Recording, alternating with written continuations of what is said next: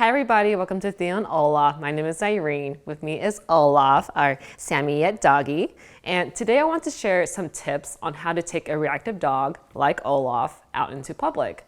We recently did a train ride that was pretty packed with people through the woods, and Olaf did pretty well on that train ride. So we want to share how we did that, and hopefully these tips help you as well.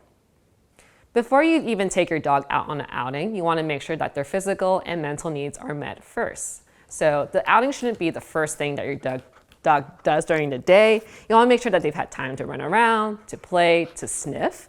We make sure to either run Olaf out in a park, in the backyard, to give him time to sniff around. And sometimes we even let him play with other dogs. The more tired that Olaf is, the less barky that he'll be.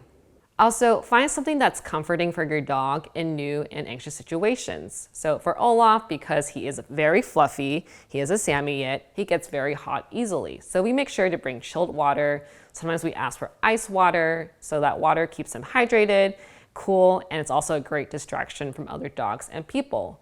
For you, if you have a different type of dog, that might mean bringing along their favorite treats, a very tempting chew, and that could be a great source of comfort for them. My second tip, especially if you're driving to a new destination with your dog, is to allow them to be calm and quiet before you let them out of the car.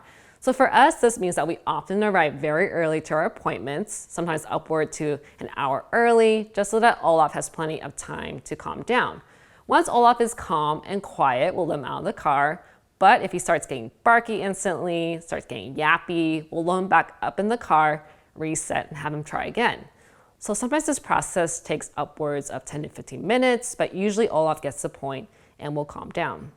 I will say though that there are times where Olaf doesn't necessarily pass this type of training, especially if he's in a more distracting area like a dog park or a park with a lot of little kids. So in those instances where he keeps barking when he's out of the car, we'll load him back up in the car and just go home, which is a little bit unfortunate, but this type of training does take a lot of consistency and patience, and we want to set up our dogs for success. My third tip is to let your dog explore the area away from crowds and then let them settle down. So once Olaf is calm in the car, we let him out and then we'll give him a brief potty break. From there, we'll let him be rewarded with exploring the area, taking in the scents, the sounds, the sights, and this is all away from the crowds. Once we approached our destination where it's busier, it's more crowded, and if we have to wait or sit down, we'll quickly put Olaf into a place or a downstay command. So when Olaf is down, he knows he's not supposed to move. He's supposed to just lie there, be calm, and just exist with his surroundings. So if you haven't been doing this already, I would highly recommend doing the place or downstay command outside. It's a great way to teach your dog to be calm, especially when there are distractions around. We've done plenty of this training with Olaf, so he knows the expectation, and he gets rewarded heavily with treats for doing so. Also, if you have a travel mat or some kind of foldable cot, you might want to bring that along, just so that your dog is familiar with that type of equipment and knows what to do. My fourth tip is to appoint someone to handle logistics while you handle your dog.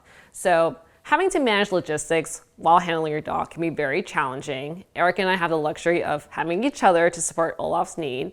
So whenever someone approaches us and wants to talk and we have Olaf next to us, I'll usually take Olaf away while Eric continues the conversation. So this is a great way so that Olaf doesn't get too distracted, too barky and anxious while he's waiting for us to finish our conversations.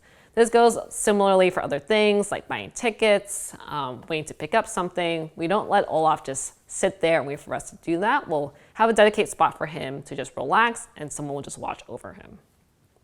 My fifth tip, especially if you have a reactive dog, is to not let other people pet or even greet your dog. So saying no can be very challenging, especially when people are very nice. Your dog might seem very calm at the moment. We have plenty of little kids that will ask to pet Olaf. We have people that used to have Sammies growing up, so like to reminisce about it and really want to touch Olaf. But if you have a reactive dog, it's probably in your best interest not to let those interactions happen. Even when people say hi to him, to Olaf, he'll want to bark back. So if saying no is very challenging for you, you can get a leash wrap that will communicate your dog's needs. So here are a few examples of the leash wraps that we have. We have one that says, do not pet, very obvious so that from a distance people know not to approach or try to pet Olaf. We also have this in training one to indicate that Olaf's in training, so we don't want any people approaching us. But there's so many different wording that comes with these leash wraps. You can even customize some of these, but we'll link some of our favorites in the description below. So that's it for our 5 tips for taking out a reactive dog out in public. Just because you have a reactive dog doesn't mean you can't go on outings with them altogether. It just means you have to be prepared and take baby steps. I will also say that if you haven't taken your dog out much, you probably want to focus on loose leash walking first to make sure that they're generally fine with passing by other people and distractions. The biggest takeaway I want you to have from all of this is to be prepared, have a plan. It sounds very simple, like a no-brainer, but there's been plenty of times where our trainer has pointed out to us that we fumble around a lot trying to figure out what to do. So when you get to a new destination, know what to expect, know the layout, get help if needed, and be sure to have a backup plan if things don't go according to plan. So hopefully you found all these tips to be useful. Let me know how you're doing, especially if your dog is reactive, if you're going on outings, if you're avoiding it or taking a break altogether. And as always, if you enjoyed this content, be sure to like, subscribe, hit the bell for notifications. Thanks for watching.